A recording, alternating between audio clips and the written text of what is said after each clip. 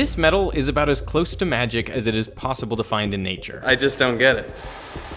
It can adjust its arrangement of atoms to return to some predefined shape. But it also converts between mechanical and thermal energy, and it can stretch up to 30 times more than an ordinary metal and still spring back to its original size. I can feel it in my hands shrinking back. Because of these unique properties, it's being used in everything from medical devices to toys to bulletproof bike tires. And it's allowing NASA to reinvent the wheel for space exploration. This is the bones of the tire.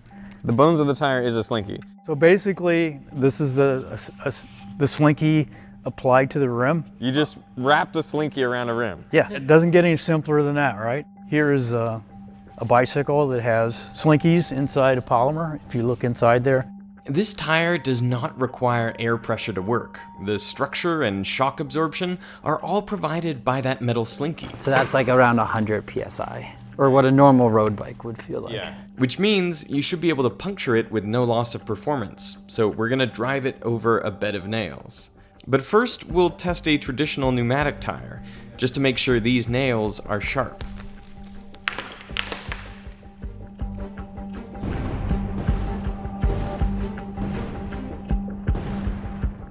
Another puncture, another flat tire. This one kind of expected. So now I'm going to put these airless tires to the test, driving over the same bed of nails. Here we go.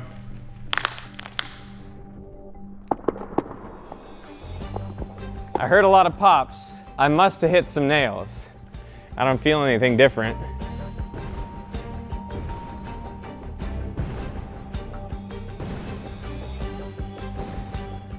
Still rides well. I'm gonna get up some speed. And he's gone.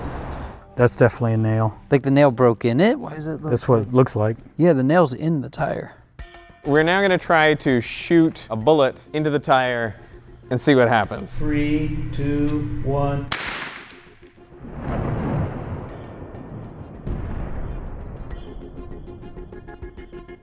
There it is. There it is.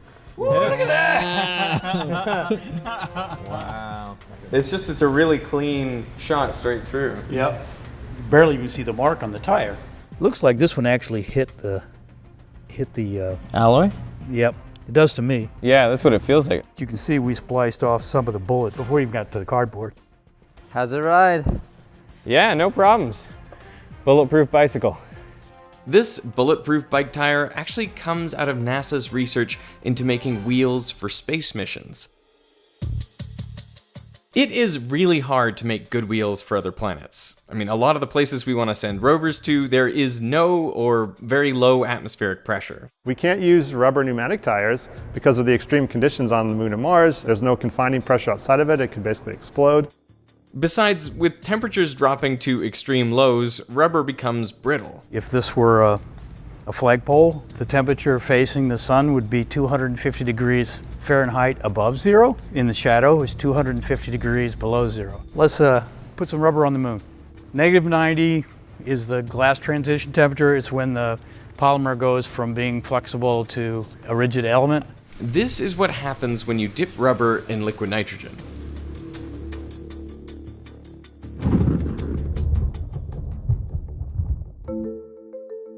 That's why you can't send rubber to the moon. This is why almost all the wheels used for exploring other planets have been made of hard metal. This is actually a spare for the Curiosity rover. It's made out of aluminum, a single billet that gets machined down so you don't have to worry about fasteners or welds or anything like that that could potentially be a failure point. But with it being so expensive to launch matter into space, the wheels have to be as lightweight as possible. It's light-ish, but it's still heavy. To meet those mass limitations, they made this skin 0.7 millimeters thick. Thinner than a credit card. Yep.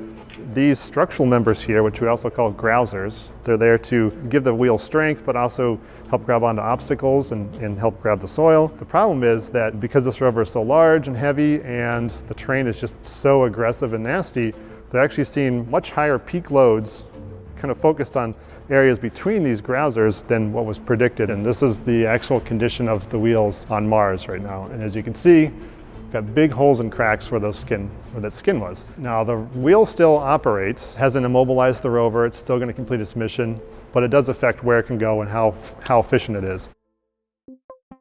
When you apply a force to a material, that is known as a stress. And what you're really doing is tugging on all the atoms inside the object. And as a result, their spacing changes a little bit, and so the material deforms. For example, if you pull on an object, it will get slightly longer. And the per unit change in length is called strain. Now, for most materials under low stresses, strain is directly proportional to the stress applied. I mean, the more you stress it, the more it stretches. And the material is elastic. If you remove the stress, the object goes back to its original size.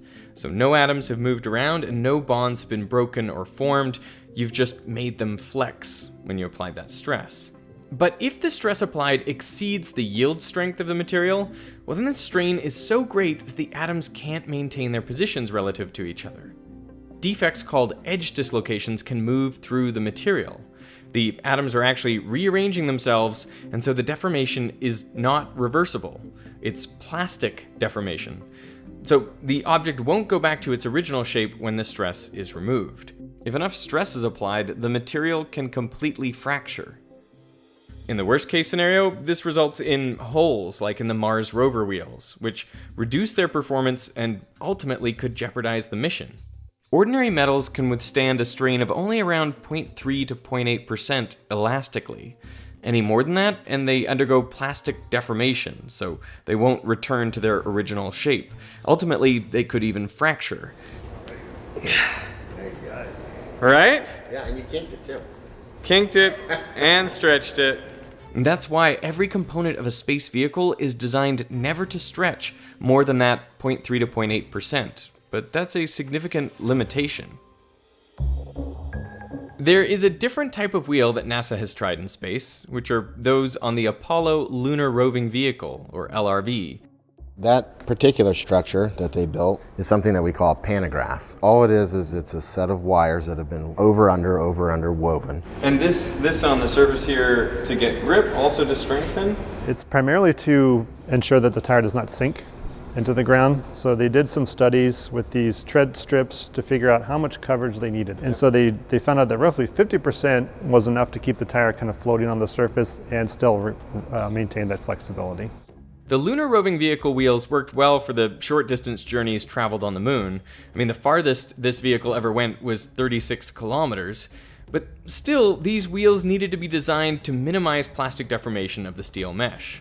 And so they put this internal structure inside there, we call it a bump stop. So as they hit a bump, and this is deformed, when it hits that, it stops the deformation to keep it just below that proportional limit where they would induce plasticity.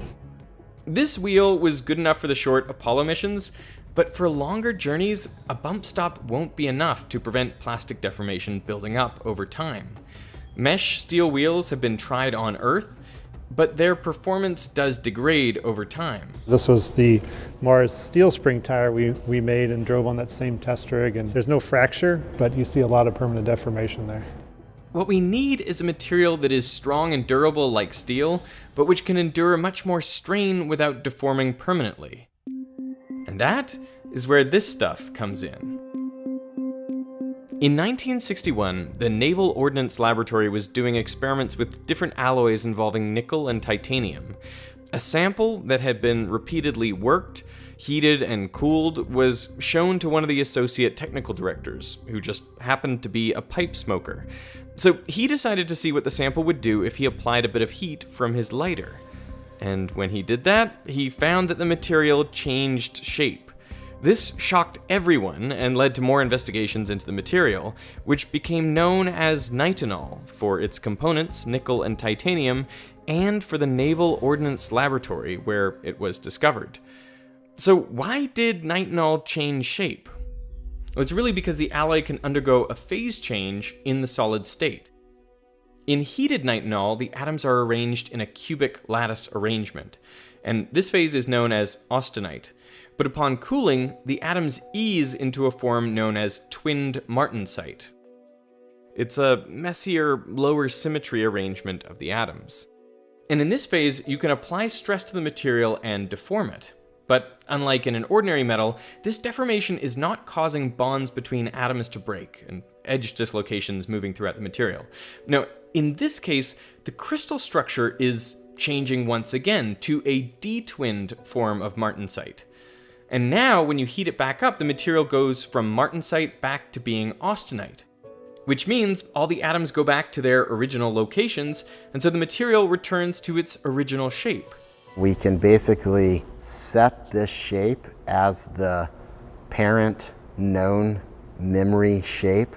That's why we call it shape memory. I can stretch this out. If I cooled it down, I could stretch it out even more, but as soon as I heat it back up, it'll remember that original parent shape.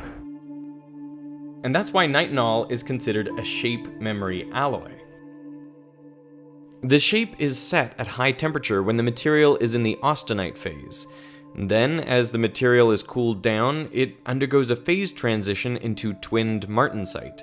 If stress is now applied to the material in this phase, it can be extensively deformed by changing the crystal structure into D-twinned martensite.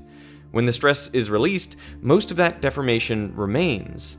But when the sample is heated, the atoms return to the austenite phase, which returns the material to its original shape. It's like you're barely in the water. No, And it's it just, as fast as you can conduct heat to it or get heat away from it. whoa. I mean, that's cool. This is the property of nitinol that most people are aware of, and one that makes it useful for a lot of applications. So that's a stint. They slightly cool these down right below to martensite, and then they crush it or elongate it. So you can see it gets real thin. And then they put in a catheter, and that catheter goes through the body to the place where they want to deploy the stent. And then upon deploying it, it bounces right back, increasing that outer diameter and opening that artery. Nitinol is absolutely perfect for that. Shape memory alloys can actually generate significant forces when they're heated, which means they can also be used as actuators. You're going to see a huge amount of force and stress build up in the wire, which we can see with here, which how much it's pulling. 6 pounds, 7. You can really see it contracting there. 13, 15, 16, 17, 20 pounds. Oh, it's lifting it. That's about 90 newtons of force. Scientists have even used shape memory alloys to fracture a rock. Shape memory alloys are being investigated for use in aviation. I made a video before about vortex generators, which are these little fins that stick up out of the wing of a plane to trip the airflow into turbulence. This is important for takeoff and landing, to keep the flow attached to the wing so you don't stall. But when you're up at cruise and you don't need those vortices being generated, you want these to stow because they're a drag penalty. As the plane just climbs from takeoff to cruise, we go from some temperature on the ground to something close to minus 50, minus 60 C at cruise. The alloy is designed in between those so that we can just take advantage of the ambient temperature change that happens in the environment. When we cool this one down, no controller, no operator, it autonomously stows flat. The temperature at which the material transitions between austenite and martensite can be tuned to be anywhere between minus 150 to positive 350 degrees Celsius. This is done by changing the ratio of the elements and using different heat treatments. And then as that would heat back up, coming into landing,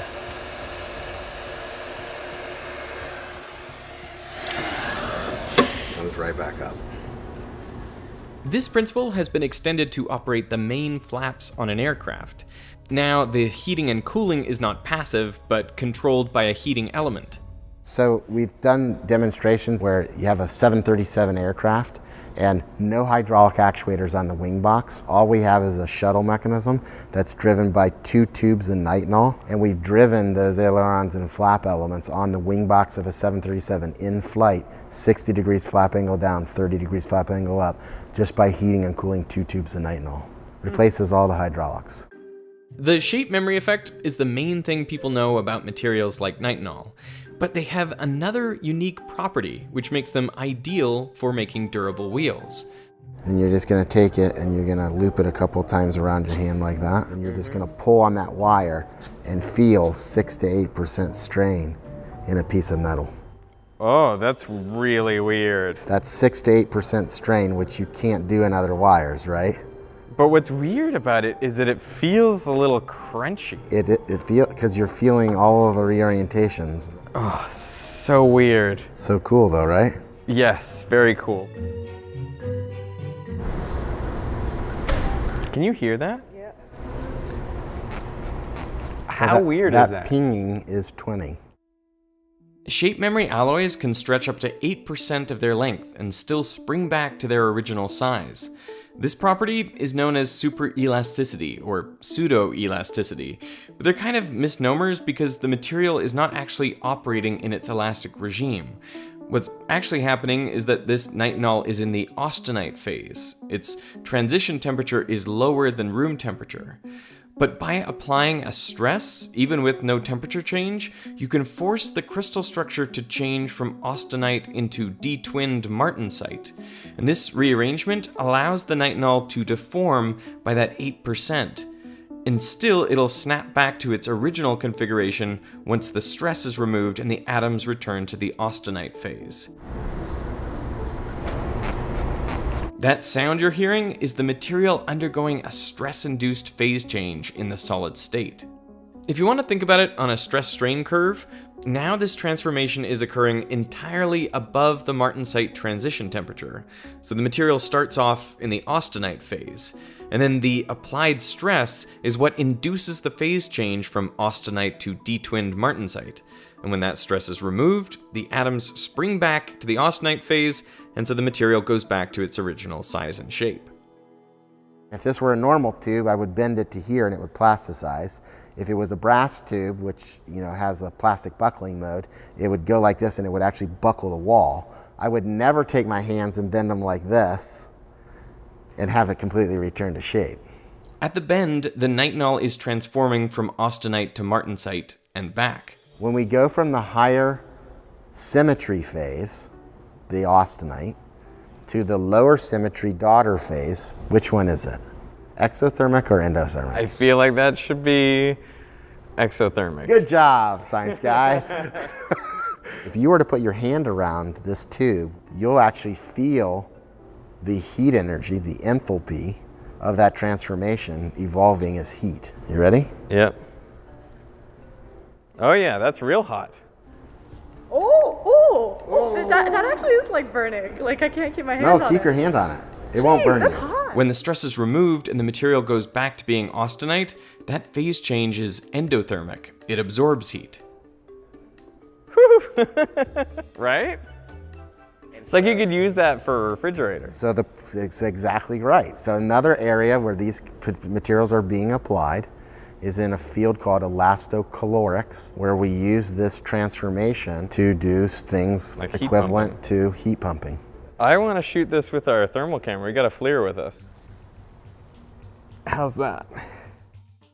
This dissipation potential can act a little bit like the dissipation in the shock absorber, right? So the tire itself could actually perform some of that dissipation potential on its own. It almost acts as a damper Right. to get rid of that energy loss. So then your tire actually has the potential of becoming a complete suspension system, which obviously really simplifies building vehicles for space.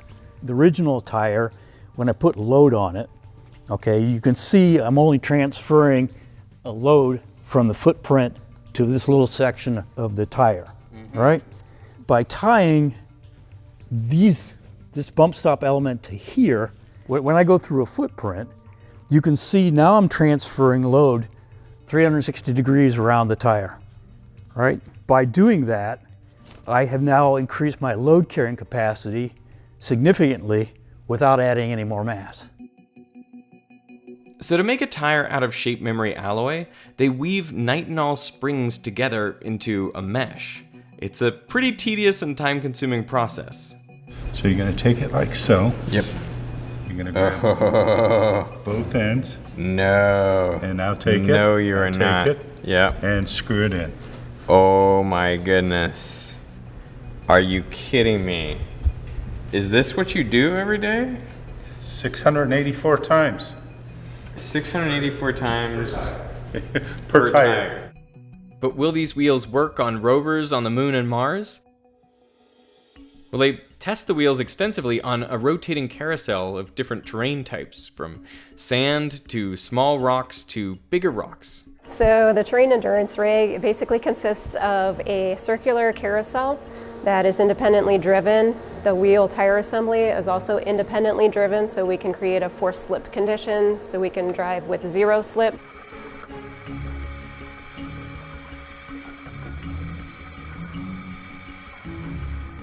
And this is about how slow a Mars rover would be traveling. Average speed is about 6.7 centimeters per second. That's a nominal speed. They don't go too fast. All right, I'm gonna go walk on simulated moon regolith. It looks like beach, and it feels like beach. This side is meant to simulate the surface of the moon, and this side is meant to be the surface of Mars. It is very sinky sand. The wheel is rolling along, hits a rock, and am I pushing into it, or do I want to get it on top? I'd say get on top and just put all your body weight onto it. That's basically my full weight on it. The shape memory alloy is strong enough to support the weight of a vehicle or vehicle and crew, but it's also incredibly flexible, so it can deform up to 8% without being permanently damaged. And that's what's needed for long space missions. So that's a pretty good amount of deformation, right? That's a great amount of deformation. And still not beyond 8%. It's so gooey. It's just walking back to the car after the beach. Tricky for a rover, right? But these tires won't just be for space. They're also looking at terrestrial applications. Most aircraft, the tires on those aircraft, they have to be pressurized to really, really high pressurizations, 300, 400 PSI, not the conventional 30 to 60 PSI you do in a car or truck tire, right? We have issues where at those huge pressurizations, they can explode. The other construct is maintenance, right? So if I'm a pneumatic tire and I'm relying on that pneumatics for the performance of the system, I have to always be checking the air pressure to make sure that I'm at the right inflation pressure so that I'm not burning too much fuel, or I'm not at a place where I could potentially pop a tire because of the loads. By going to a structural system that doesn't rely on air and is designed specifically for the application, all of those things go away. They've tested one on a Jeep. Since it doesn't rely on pressurized air for support, you just can't get a flat tire. Plus, it can never be underinflated, which significantly improves fuel economy. With a metal that works like magic, you can make airless tires that will take us off-road, on-road, into the air, and across other worlds.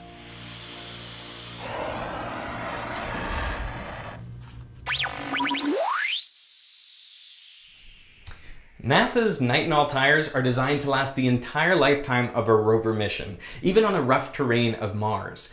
But here on Earth, few products last a lifetime. From bike tires to phones to toothbrushes, pretty much everything wears out.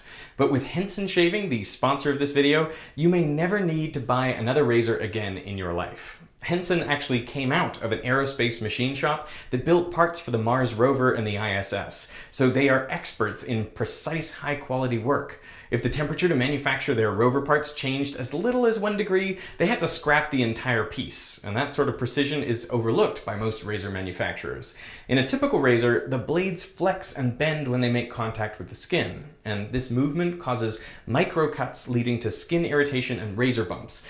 To many people, this is just an inevitable part of shaving, but it doesn't need to be. If you want advice about a good razor, trust a guy with a beard. This is Henson's AL13 razor. It's so precise that the blade extends past the shave plane by exactly 0.0013 inches. That's less than the width of a human hair. The blade is also securely fastened at exactly 30 degrees, leaving almost zero blade flex for a smoother and cleaner shave. This razor is designed to last a lifetime, and its standard double-edged blades cost only around 10 cents each, which means the cost of ownership for an AL13 razor ends up lower than most cartridge or electric razors after only 2 years. And besides price considerations, having one razor for the rest of your life is both more convenient and better for the planet.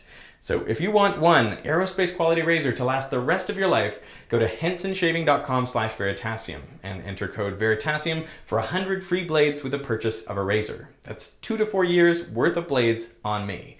Make sure to add both the razor and the blades to your cart for the code to take effect.